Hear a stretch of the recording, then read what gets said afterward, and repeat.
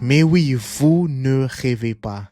La RDC est en 16e de finale d'une Coupe du Monde. On parle pas de la CAN, on parle d'une Coupe du Monde. Personne ne nous attendait là à cause de notre parcours, à cause des équipes dans notre groupe. Mais on est sorti avec 4 points et aujourd'hui on est qualifié. Donc maintenant on doit affronter l'Angleterre à élimination directe. Moi, je dis que ce match-là, il est abordable. Comme Bakongo l'a dit, c'est maîtrisable. Ce match-là, il est maîtrisable. Pourquoi je dis ça? Parce que l'Angleterre, ils sont quatrième au classement FIFA. Quatrième au classement FIFA. La RDC, on est 46e. Et donc, quelqu'un va dire, mais non, suivez ma logique.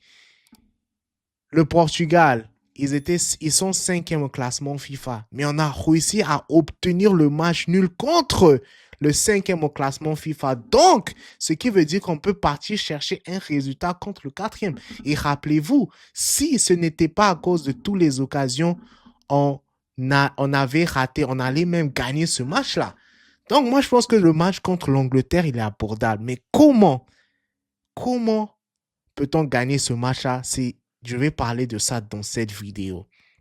Avant de commencer, si vous aimez cette vidéo-là, likez la vidéo. Si vous n'êtes pas encore abonné à cette chaîne, allez-y, vous abonner. Ça vous coûte rien, ça vous prend 2 secondes. Ceci étant, continuons avec la vidéo. Donc, il faut d'abord qu'on parle de l'équipe de l'Angleterre, n'est-ce pas? Quelle est cette équipe d'Angleterre? Bon, l'équipe, ouais, j'ai déjà dit 4e classement FIFA, mais ils ont quelque part des joueurs très dangereux, à savoir Harry Kane. Harry Kane, dans cette Coupe du Monde, à lui tout seul, il a marqué 3 buts. Mais en ancien joueur, oui, ça, il a aussi 3 buts. Ah, quand même. On répond au rendez-vous côté buteur. Mais Harry Kane, il a 70 buts pendant la saison dernière. C'est vraiment énorme. Je pense que c'est peut-être derrière l'un des meilleurs numéro 9. En ce moment, il est vraiment très fort. Pied gauche, pied droit. Le jeu aérien, il est vraiment très solide. Et moi, je me dis que derrière, il y aura beaucoup d'occasions que l'Angleterre va se créer.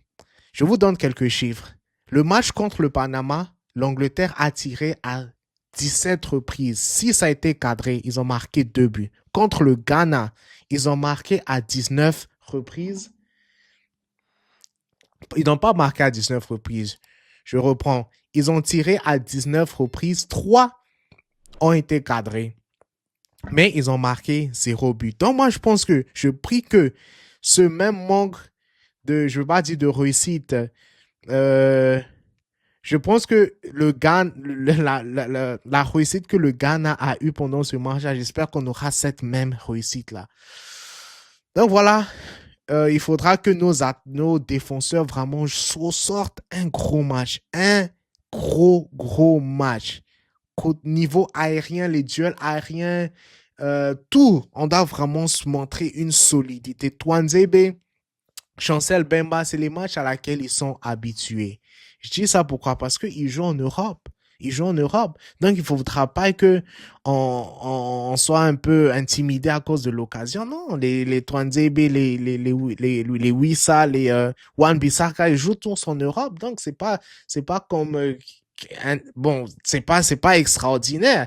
Ils jouent à de tels niveaux côté championnat dans leur club. Donc voilà, derrière, je pense que ils vont montrer, ils sont dans l'obligation, hein, je vous dis direct, ils sont dans l'obligation de sortir un très grand match. Donc, en ce qui concerne la formation, je pense que De ça va opter pour un 5-3-2.